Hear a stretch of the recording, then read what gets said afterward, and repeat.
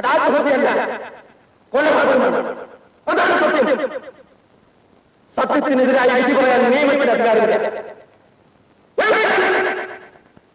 തെളിവുകൾ സത്യം അംഗീകരിക്കപ്പെടുകയില്ലേ? കരുതിക്കൂട്ടി ചെയ്ത ഒരു കൊലപാതകം സംശയാതീതമായി തെളിയിക്കപ്പെടാനാൽ അത് ആത്മഹത്യയാകും. അല്ലേ? അത് ശരിയായ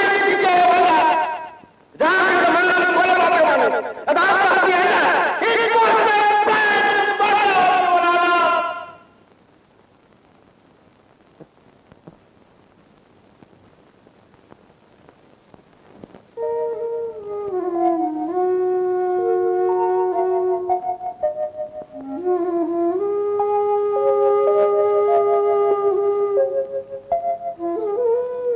മോനെ, ഒന്ന് ആഹാരം കഴിക്കും. ഇങ്ങനെ ദുഃഖിച്ചിരുന്നല്ലോ. എന്ത് അടക്കും ഒതുക്കമുള്ള പെൺകുട്ടിയായിരുന്നു. തലകുത്തിന്നല്ലാതെ എന്തു പറയാൻ. ഒന്ന് വല്ലതും കഴിക്കും. അമ്മ പോയിക്കോളൂ, ഞാൻ പിന്നെ കഴിച്ചോളാം.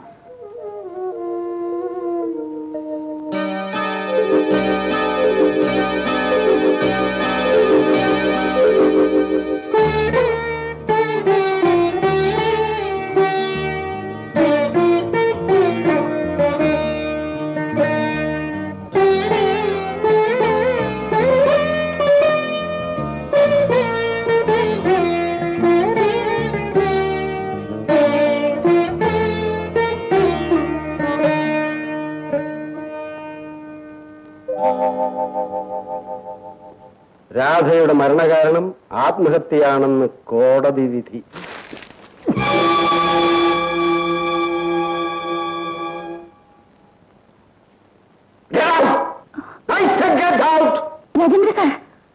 ആ കേസിൽ വിധി എത്തിച്ച നീയാണ്.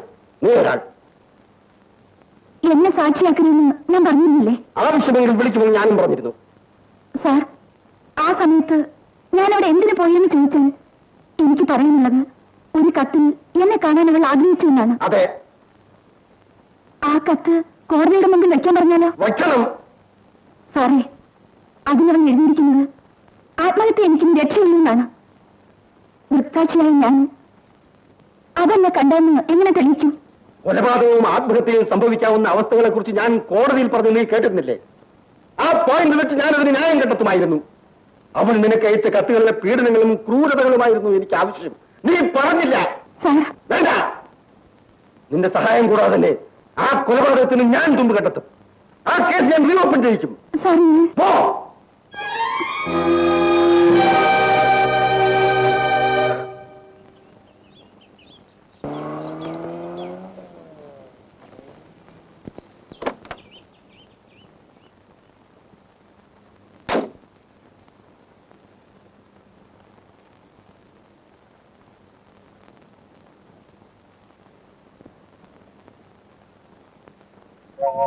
അർച്ചന എവിടെ?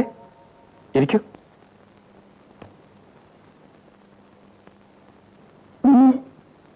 രോഗിയായിട്ടാണ് വന്നിരിക്കുന്നത്. എറണാകുളത്ത് ആരെങ്കിലും കാണിച്ചാൽ പോരായിരുന്നോ? എനിക്ക് വേണ്ടത് വിമലിന്റെ ചികിത്സയാണ്. എന്താണ് അസുഖം? ഈ അസുഖത്തിന്റെ പേര് വിമൽകുമാർ എന്നാണ്. നാം വിചാരിക്കാത്തതും പ്രതീക്ഷിക്കാത്തതുമൊക്കെ നമ്മുടെ ജീവിതത്തിൽ നടക്കുന്നു. രാധ മരിച്ചതിന് ശേഷം വിമൽ വീണ്ടും എന്റെ മനസ്സിലേക്ക് കടന്നു വന്നിരിക്കുന്നു. അർച്ചന ഉദ്ദേശിക്കുന്നത്? എനിക്ക് വിമലിന് വേണം. ജീവിതത്തിൽ നഷ്ടപ്പെട്ടതൊക്കെ എനിക്ക് തിരിച്ചെടുക്കണം.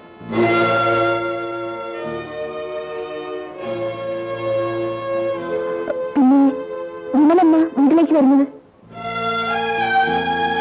നാളെ. അപ്പോൾ എന്റെ വിവാഹാലോചന അവിടെ എത്തും. അതിനൊരു സമയമുണ്ട്. ആലോചിച്ചോളൂ. വിമലിനെ സ്വീകരിക്കുകയും നിരസിക്കുകയും ചെയ്യാം.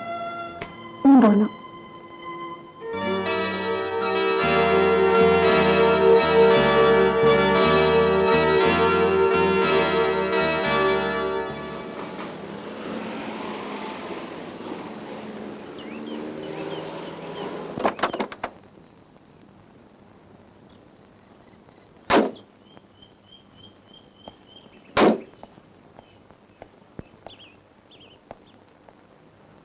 അച്ഛനെ ഒരു സന്തോഷവാർത്ത അറിയിക്കാനുണ്ട്. Yes, what is it? എന്റെ ഏത് കാര്യവും എന്നും എന്റെ ഇഷ്ടത്തിനല്ലേ അച്ഛൻ ചെയ്തിട്ടുള്ളൂ. ഷുവർ. ഇപ്പോൾ ഈ ചോദ്യത്തിന്റെ അർത്ഥം വാട്ട്സ് ദ മാറ്റർ? എന്റെ വിവാഹാലോചനയുമായി അച്ഛൻ ഉടനെ ആളയക്കണം. ഓ, it's a very happy news indeed. എന്റെ മോൾ തെറ്റായ ഒരു ബന്ധത്തെ കുറിച്ച് ചിന്തിക്കില്ല എന്നെനിക്കറിയാം. ആട്ടെ, എങ്ങോട്ടാണ് ആളെ അയക്കേണ്ടത്? സൗമ്യമ്മയുടെ വീട്ടിലേക്ക്. ഡോക്ടർ വിമൽ കുമാറിന് വേണ്ടി. മോനെ, തീർന്നില്ല അച്ഛ. അന്ന് അവരാവശ്യപ്പെട്ട സ്ത്രീധനമെല്ലാം കൊടുക്കാമെന്ന് അച്ഛൻ സമ്മതിക്കുകയും വേണം. സ്ത്രീധനത്തിന്റെ പേരിൽ നീ അന്ന് ഈ വിവാഹം തള്ളിപ്പറഞ്ഞു. അന്ന് ഈ അച്ഛൻ അതിൽ അഭിമാനം കൊണ്ടു. നിന്റെ കൂട്ടുകാരിയാണ് നിന്റെ സ്ഥാനത്ത് ആ പേരിൽ കയറിയത്. അവൾക്ക് അവിടെ എന്ത് സംഭവിച്ചു എന്ന് നിനക്കറിയാമല്ലോ. ഇപ്പോ സ്ത്രീധനം നൽകി നീ അങ്ങോട്ട് തിരിച്ചു പോകുന്നു. ഒരിക്കലും ഞാൻ അനുവദിക്കില്ല മോളെ. അച്ഛാ, അച്ഛന്റെ മകൾ വിവാഹിതയായി കാണണമെന്ന് ആഗ്രഹമുണ്ടെങ്കിൽ ഈ വിവാഹം തന്നെ നടത്തി തരണം.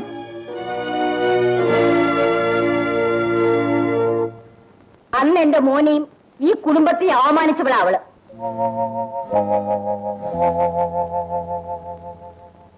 പെണ്ണല്ലേ, തെറ്റായി പോയിന്ന് തോന്നിയിരിക്കും. അല്ലാതെ എന്ത് പറയാനാ? പ്രേമത്തിന് അങ്ങനെ പല കുഴപ്പങ്ങളുണ്ടല്ലോ. ഇപ്പോ നമ്മൾ ചോദിച്ച സ്ത്രീധനം തന്നെ തരാന്ന് പറഞ്ഞു. എന്താ രാമകൃഷ്ണന്റെ അഭിപ്രായം? ഞാനാണ് വിവാഹം ചെയ്യാൻ പോകുന്നത്. അവിടെ ചോദിക്കണം. മോനെ, നീ എന്ത് പറയുന്നു? എനിക്കിനി ഒരു വിവാഹം വേണ്ടെന്ന് ഞാൻ 1000 പ്രാവശ്യം പറഞ്ഞു. പിന്നെ ഇനി നിങ്ങളുടെ ഇഷ്ടം പോലെ. എനിക്കറിയാം മോനെ, നീ അതേ പറയും. അപ്പോ ഈ കല്യാണം നമുക്ക് ഉടനെ നടത്താം. എന്താ? ഉവ്വ.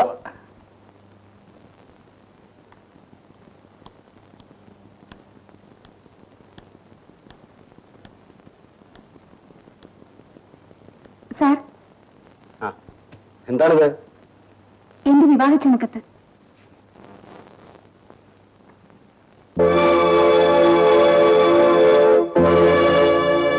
അവരാവശ്യപ്പെട്ട സ്ത്രീധനം കൊടുക്കാമെന്ന് സമ്മതിച്ചുകൊണ്ടാണ്. വിവാഹത്തിന് വരണം. ഇല്ല, എങ്കിൽ എന്നെ അനുഗ്രഹിച്ചയക്കണം. ഇല്ല. നശിക്കാൻ തീരുമാനിച്ചവരെ അനുഗ്രഹിക്കാൻ എനിക്ക് മനസ്സില്ല.